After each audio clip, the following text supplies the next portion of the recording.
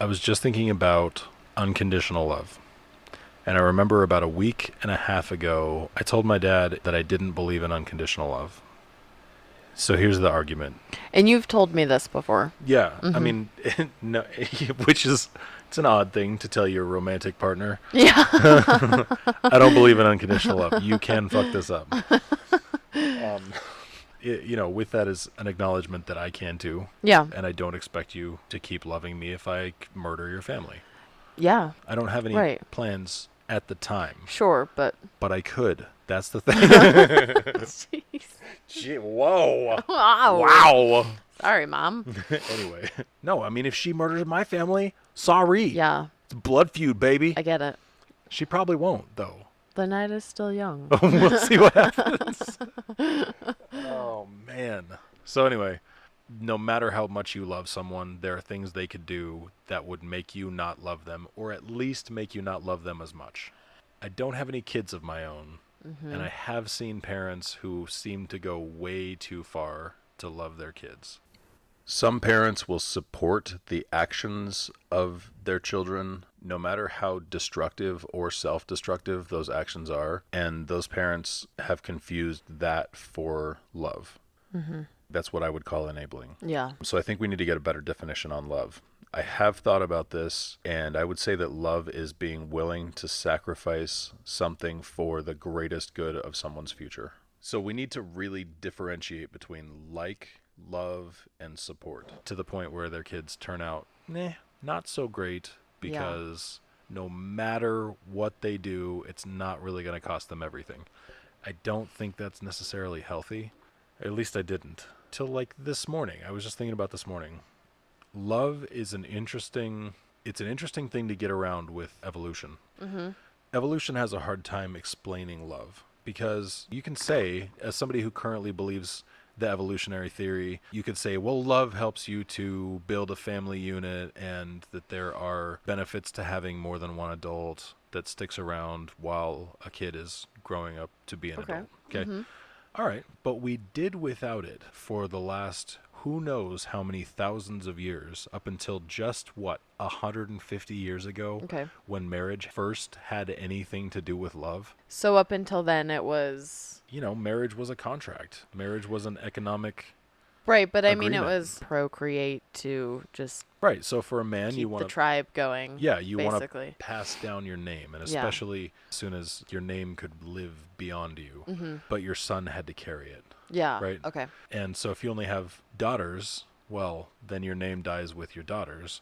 But if you have a son, Mm-hmm. if you have a son, then he can carry on the name and he can have several sons of his own Yes. and they can carry on the name. And for women wanting to have that connection with a baby, but yeah, I guess love between a man and a woman, it's never really been all that important. Yeah. So Spread the seed.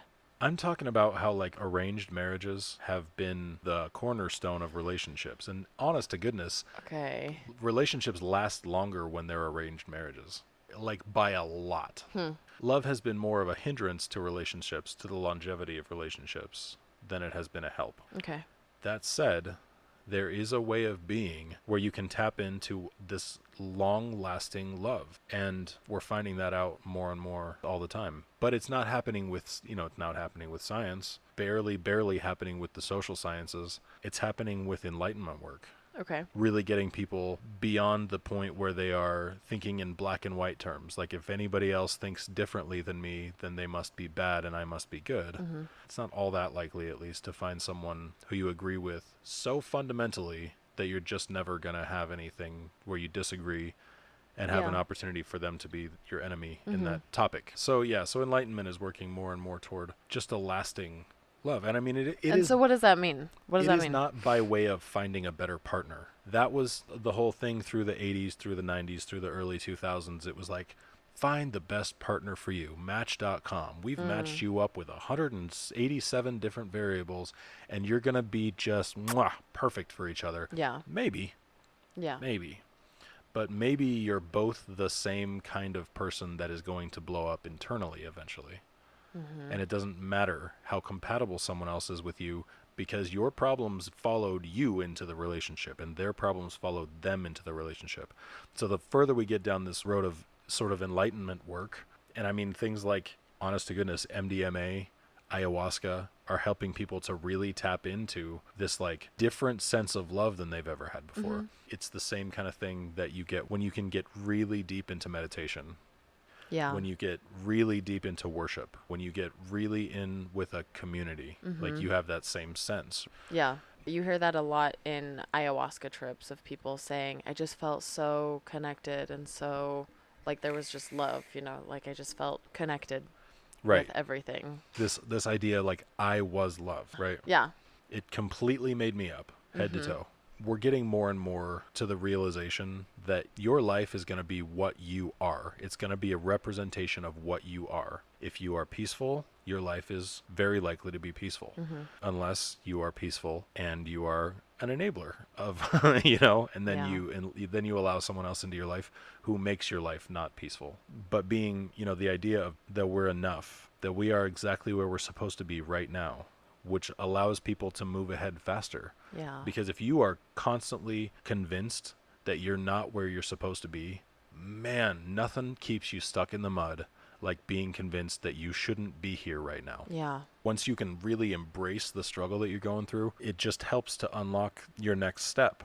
Mhm. And so once you can become the kind of person that is going to attract, where it's inevitable that you will attract the kind of life, your life is just going to be a representation of you. Yeah. And it is right now. Totally. Whatever your life is right now, it's a representation of who you are. If there are parts of it you don't like, take a look at those parts in yourself to Yeah. fix it. Totally. And once you do that, once you really take a hard look and realize where your missteps are, you can correct them. And now you're on a new path to a totally different destination that is much more in line with what you're hoping your future to be. So the thing that hit me this morning while I was pooping. Say it again with a serious face.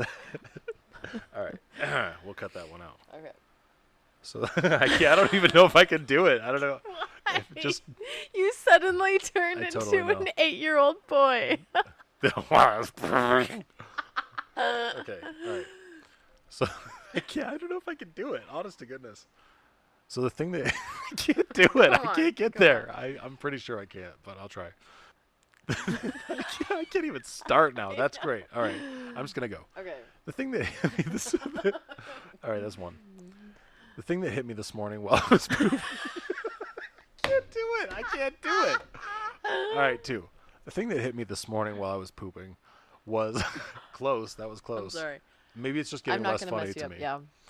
The thing that it's No. still funny. Yeah, damn it. The thing that hit me this morning while I was pooping was that that love could be. All right, I'm just gonna move on. Okay. I'm The thing not that gonna hit get me it. this morning. While I was pooping was that love can be unconditional. I was thinking more about that forgiveness and understanding thing, how ultimate understanding would sort of negate the need for forgiveness. Now, if you can imagine being God for a second, and every person is not just someone you're looking after, but someone who is a part of you, and you understand that part of you fully.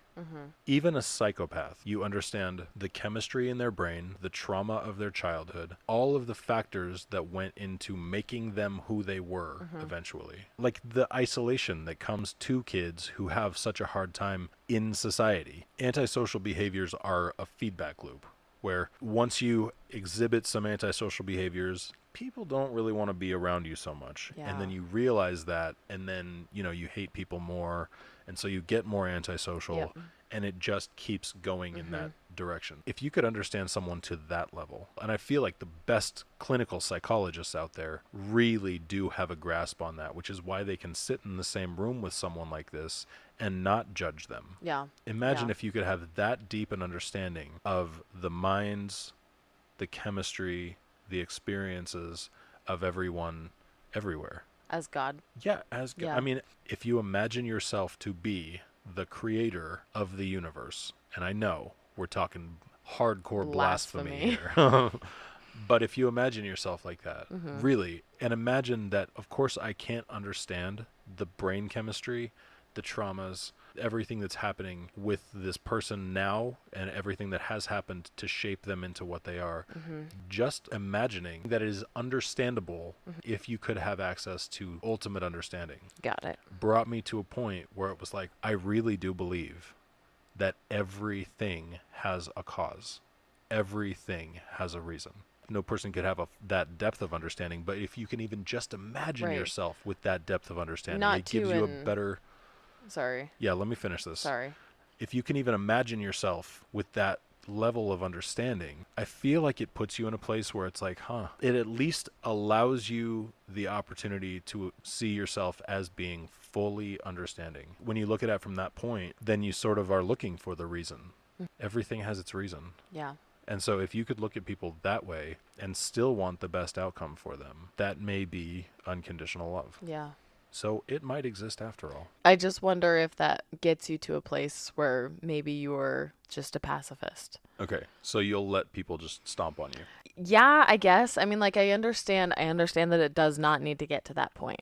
Okay. Like you can have understanding and still be upset or angry, but we're talking about forgiveness. Right. So forgiveness and understanding do not negate the need for Mhm. being able to protect yourself and protect your fellow citizens, things like that. Yeah. You have a basic human right to be safe and secure and to make your own decisions about your life. The problem with pacifism is that you will always have people who don't care about the rights of other people. Let's say the 99% of the world is pacifistic and 1% of the world is willing to do whatever they want to do, no Mhm. matter how much it hurts someone else. That 1% is only going to meet resistance when they accidentally come up against one of the other 1%. Mhm. That 1% is in a perfect environment for tyranny, Yeah. where no one will fight back. There's an old Latin adage. It says, if you want peace, prepare for war. It just means that peace is so important that you have to be willing to die or kill for it. It's a strange paradigm to think about, but it's something that we all have to really deal with, because even people who want peace, most of them are okay with having a military that is at least about defense. Yeah. We don't want to be the lamb ready for the slaughter. We want to protect our peace. Yeah. Oddly, the people who are pacifists don't see that that's a contradiction in terms. They want somebody else to be willing to defend them at all costs, Mhm. but they wouldn't defend themselves and potentially sometimes their families because they're that pacifistic. Yeah. We have to have a system where we can be lambs and acknowledge the lions. I don't even think it's one or the other. I think it's that you need both. I will be a lamb until I have to be a lion. Mhm. Does that work? Mhm. The Tao Te Ching talks about mourning the death of your enemy as a loss. Mhm. So not taking pride in killing the enemy because it wasn't a goal. Yeah. The goal was to preserve peace. Yeah. And the only reason that person died was because they were posing a threat to peace. Mhm. If we were to take that tack on defense, we would only ever defend ourselves. Yeah. We would never be the aggressor. And that really does support peace. I think a lot of the problem right now with America, we have so many enemies because we have been the aggressor. We have done terrible, terrible things. Yeah. And we've done it in the name of profit almost always. You know, attacking other places, taking their resources, you know, monetizing their opium trades and their Yeah. oil. Yeah. If all of that money went into just making sure that we could preserve our peace, we would have much better systems to do that. Yeah. Loving peace shouldn't lead us to pacifism. Loving peace should lead us to a place where we're willing to protect that peace at all costs. Mhm. And it's a strange paradigm to wrap our minds around. Like, I love peace so much that I would kill someone for it. Yeah. You have to realize that the person who is attacking your peaceful life, if you lay down, you're not the last one. Yeah, that's true. And then, honest to goodness, mourn that death. Yeah. It's a terrible thing to have to take a life. And there should be almost never when you're willing to do that. Yeah. But when it needs to happen, it needs to happen. Because I think it requires that ultimate understanding. When you get that kind of understanding, it doesn't just apply to one person.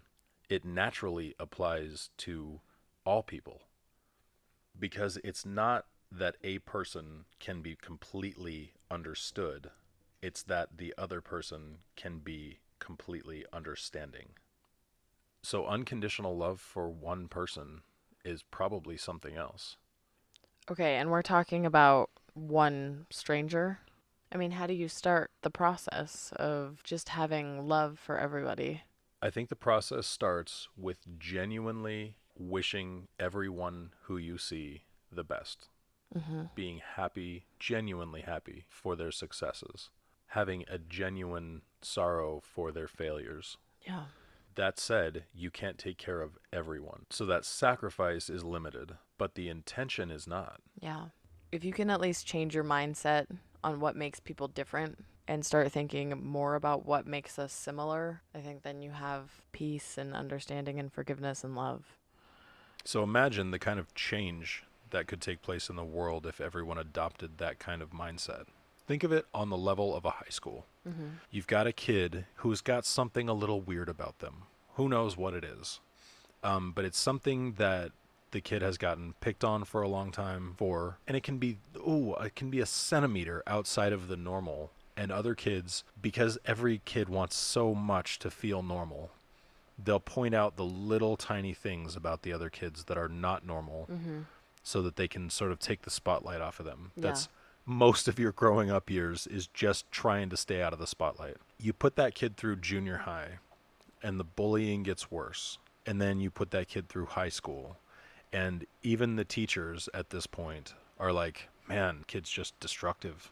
He's a scary kid. He's Yeah. got some really scary ideas. And I don't feel safe when they're around. At that point, even the adults around you are kind of like distancing themselves from you. Mm-hmm. That's how you make a school shooter.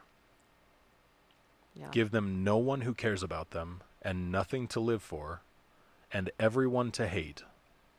It's a perfect recipe. Mm-hmm. So imagine if we could start to build this framework in all of humanity that gives us a better way to show kids how to be. I love it.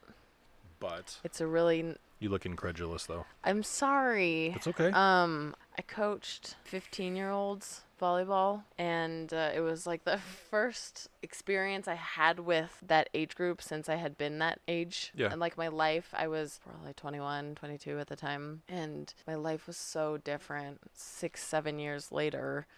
And you're trying to get them to understand that like the things that are so so important to you right now, they're so important to you, but I promise you they're It's just right it's now. it's this much time in your life. It's so hard going to school and being a teenager and all of that is really really tough. And it's worse now I think with social media. Right. Kids are getting less and less social all the time. Yeah. Like, it's definitely easier to text. Face-to-face conversations, even in schools, are not really that common. Right. But well, and it's still about like what you have.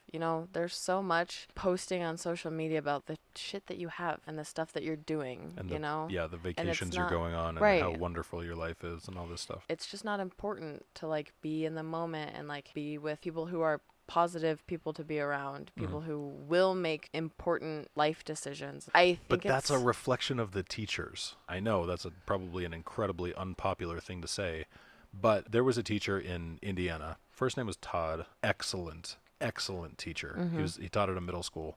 Those kids were engaged. They cared about each other. Yeah. They were a family. And he did that year after year after year. And I mean, that's the kind of thing our teachers need to step up like that. Like, I Yeah. know you've got a massive job on your hands, and just fulfilling the minimums of that job is next to impossible. What I would like to say, the minimums that job requires of you are not the important things. Sure, do whatever you got to do to stay there and keep your job and whatever, but you can be an excellent teacher and not worry all too much about the bureaucratic nonsense Yeah. that happens to sort of control the classroom because it's not working. Mm-hmm. That's what I try to do with my youth group, We had the kids who were the obvious outcasts in high school. We also had the kids who were the obvious popular kids in high school.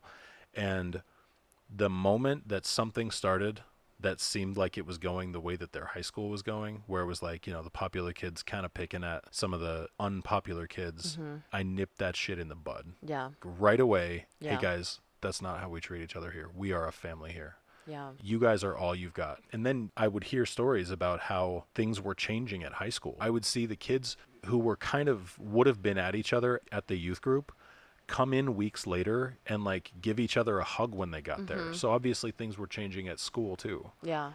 We've gone down this path further and further, and every year we have more school shootings. Yeah. It's just commonplace now. We know that they're coming. Yeah. Every single year, the youth group would come together the week before school started, and every year I told them all, you may be the person who stops a shooting at your school this year. You may be the reason that someone decides against it.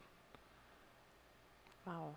And I think they really connected with that. Yeah. They took it seriously. Yeah. It's not that likely that a shooting is going to happen at your school, but Until it's it just does. as likely as anywhere else. Yeah. And they do happen. Yeah.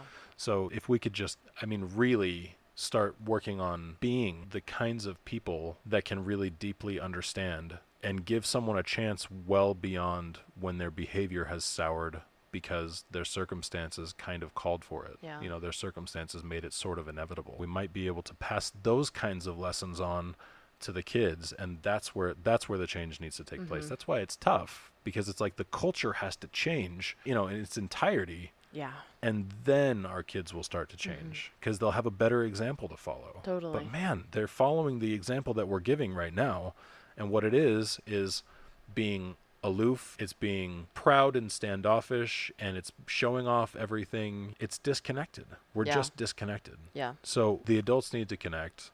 They need to show their kids how to connect. And this goes for parents and it goes for teachers. And it's a huge undertaking. So I get the face that you made earlier when I said that, because it's a big ask. Yeah. But it is possible. The other thing too is this is not the kind of thing where like I'm going to stop using plastic bags and I'm going to save the oceans by myself, where it's like, oh, well, it doesn't really matter if I use plastic bags, because even if I don't, there are 7 billion other people who are, and so I'm really not making that big a difference. This is a very localized thing. You can take this kind of paradigm into your small community and change it drastically. You can change your community for the better in amazing ways. Yeah. And the smaller that community, the more influence you have over it. I think that there will be, as we evolve, as we mature as a country, we'll have more little pockets of that happening and influencing out from there. It starts in these little places and then it sort of bleeds out. And when those lines start to connect and we're covered in more people who really do care to understand and do care to connect, Yeah. and want to fight the antisocial distancing that's been happening since well before this virus. That's where we need to go. Yeah. The problems that would fix, oh my gosh. We could play all the violent video games and listen to all the Marilyn Manson in the whole world. Yeah. And there wouldn't be school shootings because people feel accepted. Yeah. And we would probably stop producing those things anyway. Because like once we do feel in better connection with the people around us, is there really a point in like the angry music that my Yeah. that my soul just needs to like Yeah. with, Right. if it's not in there, you don't need it to come out. It's so good to be connected with people. It's just good for the soul. It really is good for the soul, and I think that means something. You know that Definitely. everybody knows that feeling of when you go over to a friend's house or you see a friend that you haven't seen for a long time or whatever it is, and you go home and you're like, oh, I just love. I'm so glad we went. Yes. Yeah. Yeah, it's such a great time, and I have those moments too, and it's like that's just such a good feeling to be part of a community. Yeah. And that takes us back to the whole we are love. I'm connected to love, and love is the universe, and I'm connected to all things. You're so hippy dippy. I know, my goodness. Interestingly enough, it does sound like a really hippie idea, but honest to goodness, from my point of view, From what I've heard, it's very practical. yeah. Yeah. Yeah. Yeah, sure, it's practical, I'd say. Well, it's practical, and it's like, so what? If it Yeah, sounds so what if hippy it's dippy, hippie? yeah. Well, and it's only God really... forbid I decide to just love people. Right. What are you high? Yeah. You must What are be you, high. some kind of pot smoker? Some kind of weed Some doer? kind of weed head? We have talked about, like, I want to do an ayahuasca ceremony because of the things that I hear people say when they come out. Yeah. I want that kind of mind expansion, you know. Yeah. I don't really care for the LSD mind expansion, but ayahuasca is really interesting to me. Yeah. I feel like it can teach me something about myself. Yeah. But I feel like I kind of had a moment like that. That's amazing. Yeah. That's really great. I'm going to sit with that thought Yeah. and really think about it. I love it. I think it's Mamma mia. Mamma mia. It's very beautiful. Going on 35 minutes. You want to cut it? No, I don't. Okay, because sorry. the other thing that we had started talking about was how you were talking about how you used to be very angry about your 15-year-old self. You used to just beat yourself up over the decisions that you made when you were 15 and at whatever age, and you stopped doing that. That all goes back to my childhood, which was just some backstory. I'm only going to give as much backstory on this as is necessary to protect the innocent. So my parents were absolutely steeped in the church and all of the stuff that comes with that. Sex is bad. Ideally, you wouldn't kiss the person that you're married until you're at the altar. Until then, holding hands is fine. Don't look at porn. We don't talk about it. It's an off-limits topic. So imagine being a sexual being growing up in that kind of atmosphere where you're very curious and there are no answers to be found outside of porn or your probably your friends who are not the best influences on you. Yeah. Right. Because they're the ones who know. They got the dirt, right? That's where I got my answers. So when I look back at my 15-year-old self, thinking about like the path I was headed on, oh my goodness. Yeah. It really was. And I mean, I can only say this now. I understand that person so well now that I don't have shame over it enough that I can talk about it here. But that person was headed to prison. Yeah. Scary behaviors. Yeah. That, like, had I continued down that road, I'm telling you, it wouldn't be long. Yeah. You know, and it probably was the church, you know, and believing that all of this stuff was so bad. I mean, that's really all I had. I didn't know why. I didn't know why it was bad, so I didn't choose the other thing. Zero explanation. Right. Yeah. But I had enough fear of hell and enough people who told me that this was wrong and that if I did this, I was going to go to hell. So I had enough fear to like keep me out of it until I could really deal with it. But such a better way to grow up is to have the reason for yourself. Yeah. You know, to know why I don't want to do that. And that's the only way. Yeah. Where you're not a danger to your future. Yeah. So I did a cross-country cycling tour when I was 28, 29, something like that. It was to film a documentary. While I was on this cross-country cycling tour, we were basically riding to raise awareness for domestic abuse and childhood sexual abuse. Very heavy topics on my mind all the time. Oh my gosh. During that time. It was tough. I can't imagine. It was exhausting. That would break me. When you're doing something like that, the stuff you hear is like, it's heart-wrenching. Yeah. It's tough to just one foot in front of the other, that one. Anyway, I met this woman who was a psychologist. She was one of the professors at Harvard. Just an incredible person. You know, we start talking to her and her friend and find out who she is. And so I said, I would love to interview for this film that we're doing. Said, absolutely. She would love to do that. Had us over to her house. So I'm interviewing this woman about childhood sexual abuse. The things that she said hit my 15-year-old self so hard. Yeah. I broke down. I cut the cameras and I just said, hey, I feel like I need to talk to you. Yeah. And this is someone I met 12 hours before that. Not even. Because she was someone who I didn't think I would ever see again and who I'd never seen before, I felt totally free to open up to her and tell her everything. Yeah. And she accepted me. You know, so this is 15 years later, after some of the stuff that I felt so ashamed of. She said, think about a 15-year-old. Is that an adult to you? How much do you expect that person to be able to make adult decisions? Yeah. And it was just like, man, and I really did imagine my 15-year-old self. I was looking back. It was the first time I looked back at my 15-year-old self as a different person. I had always looked at my 15-year-old self as just a part of who I was, when really at the time it had nothing to do with me. I had been carrying him the whole time. And that day, I got to put him down. Yeah. And it was just absolutely, it changed the trajectory of my life.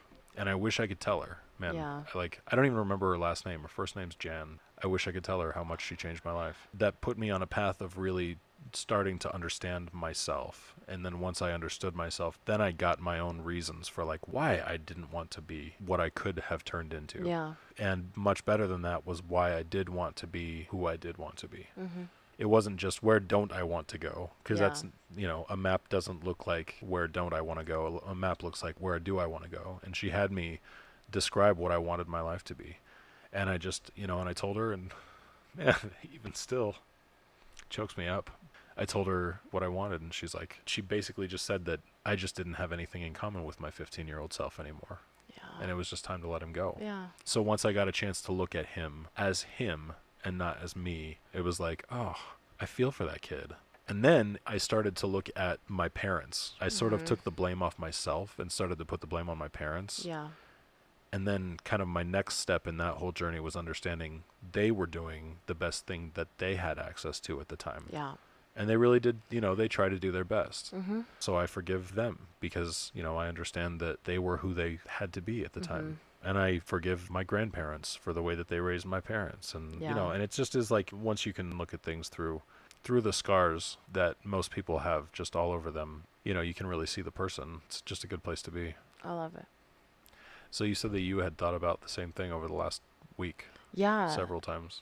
Several times actually. It's just the whole I can still think of reasons to be angry at myself from the past and shameful and embarrassed and mad, obviously. But I can't be angry or ashamed of who I am, the person that is sitting here right now. I can't be mad at me because I'm a different person today than I used to be, and I'll be a different person tomorrow. And you grow every day, and especially with someone like you in my life, where you bring these things to me and they change me. If you are growing in your life, you can let yourself be free of yourself, whatever baggage you hold on to, and anger and resentment. And so, yeah, I've actually had that thought several times. I can't be so hard on myself for decisions that I made in the past. Yeah.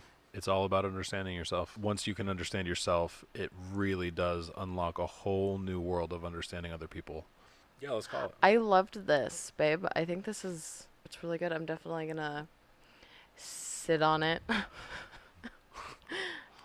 Can we cut that out? Yeah. I'm You gotta take one more swing right at the end. Honest to goodness, if you have realizations that have hit you just like a ton of bricks and there's something you feel like you need to share them with me. Please, please, please. I'm definitely looking for, to have new people on the podcast. We can do a Skype session or a Zoom session and go about it that way. So if you have thoughts that you want to put out there, contact me, please. Put it in the comments and we'll start a dialogue and see where it goes. Thanks for tuning in to Banana Land. Bye. Bye.